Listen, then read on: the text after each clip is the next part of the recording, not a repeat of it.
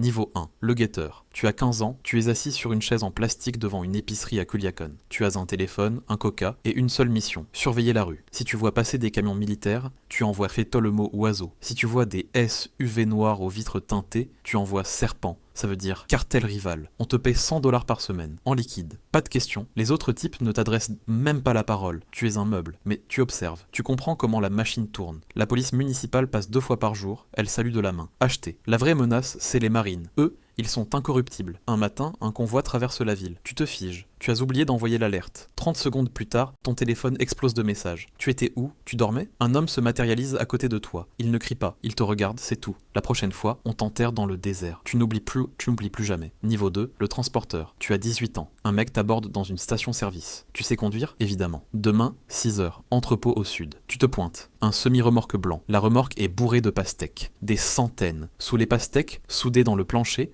500 kilos de méthamphétamine. L'itinéraire, Sinaloa-Tijuana. 8 heures de route. Si tu te fais arrêter, c'est 20 ans de prison. Si tu passes, c'est 3000 dollars dans ta poche. Tu pars. Chaque paire de phares dans le rétro te retourne l'estomac. Mais tu arrives. Tu te gares dans un entrepôt. Un type t'ouvre une enveloppe. Tu n'avais jamais tenu autant de cash. Tu recommences la semaine d'après, et celle d'encore après. En un mois, tu gagnes plus que ce que ton père gagnait en un an avant que le cartel le tue parce qu'il refusait de leur vendre sa terre. Le boulot devient une routine. Tu n'as plus peur. Niveau 3, le collecteur. 2 ans que tu roules. Aucune arrestation, aucun accident. Tu as prouvé que tu étais fiable. Maintenant, on te file une arme et une liste d'adresses. Les commerçants de la plaza paient une taxe mensuelle. Ce n'est pas négociable. Une taqueria, 500 pesos. Une pharmacie, 2000. Une boîte de nuit, 10 000. Tu fais ta tournée. Tu récupères les enveloppes. La majorité paie sans broncher. Mais il y a toujours un type qui se croit malin. Un patron de restaurant te dit qu'il ne peut pas payer ce mois-ci. Tu hoches la tête. Tu repars. Tu reviens le soir avec 2 gars. Vous explosez chaque vitre, vous brisez chaque table, et tu laisses le patron inconscient sur le sol de sa cuisine. Le mois suivant, il paie le double.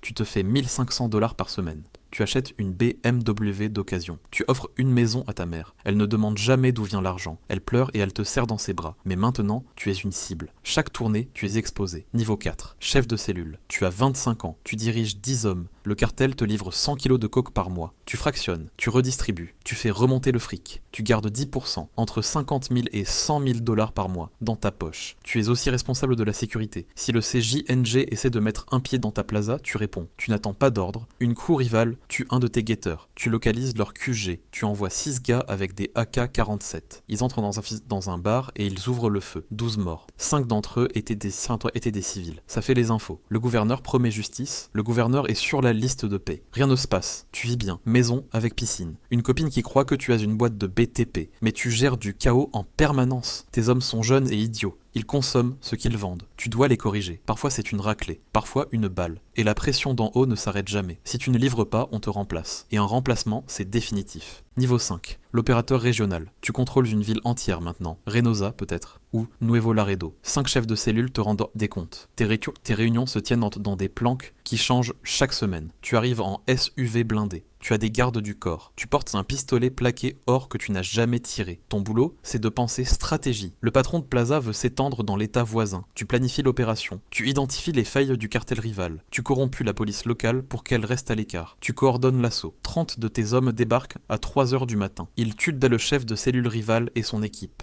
Ils pendent les corps à un pont avec un message. Cette plaza appartient à Sinaloa. Tu gères aussi l'argent. Des millions transitent chaque mois. Tu ne peux pas déposer ça à la banque. Tu blanchis. Tu rachètes des restaurants, des laveries auto, des boîtes de construction, du légal pour planquer l'illégal. 200 000 dollars par mois. Une femme et des gosses qui vivent à part de ton monde. Tu leur dis que tu es dans l'import-export. Ils ne posent pas de questions, mais l'étau se resserre. La DEA écoute ton téléphone. Tu communiques par par messager. Tu parles en code. Tu mènes une guerre sur 2 fronts. Le gouvernement te veut en prison, les rivaux te veulent mordre. Et même dans ta propre organisation, des ambitieux veulent avoir ta place. Tu dors 4 quarts d'heure par nuit, tu ne fais confiance à personne, pas même à ton propre frère. Niveau 6, le patron de Plaza. Tu diriges un état entier. Chaque cargaison, chaque meurtre, chaque pot de vin passe par toi. 500 hommes sous tes ordres, 25 millions de dollars par mois pour le cartel. Mais tu es un fantôme. Le public ne connaît pas ton visage. Pas d'interview, pas de photos. Tu vis dans un complexe en montagne. Mur de 6 mètres, gardes armés, chiens d'attaque. Ton métier, c'est la politique. Tu négocies avec les autres cartels. Tu rencontres des gouverneurs, des généraux, tu ne les menaces pas. Tu fais des offres. Une mallette avec 2 millions, un pourcentage des bénéfices. La plupart acceptent. Ceux qui refusent, tu les exposes. Photos avec maîtresse. Preuve de corruption. Carrière finie, ceux qui résistent encore, ils disparaissent. Tu es aussi un PDG, coca de Colombie, précurseur chimique de Chine, marijuana des montagnes, héroïne des champs de pavots. Tu coordonnes des cargaisons sur 3 continents, des tunnels sous la frontière, des sous-marins, des drones, 1 million de dollars par mois pour toi tout seul. Mais l'argent, c'est un chiffre sur un écran. Tu ne peux pas aller à la quinceañera de ta fille, trop dangereux. Tu ne peux pas visiter la tombe de ta mère, un sniper pourrait attendre. Tu vis dans une cage dorée et la paranoïa te bouffe de l'intérieur. Ton chef de la sécurité travaille peut-être pour la DEA. Ton comptable te vole peut-être. Ton bras droit prépare peut-être un coup d'état. Tu fais exécuter 2 de tes hommes sur un simple soupçon. Mieux vaut prévenir. Niveau 7. Le chef du cartel. Tu as construit ça, ou hérité de ton père, ou tu as taillé un chemin jusqu'au sommet à coups de cadavres.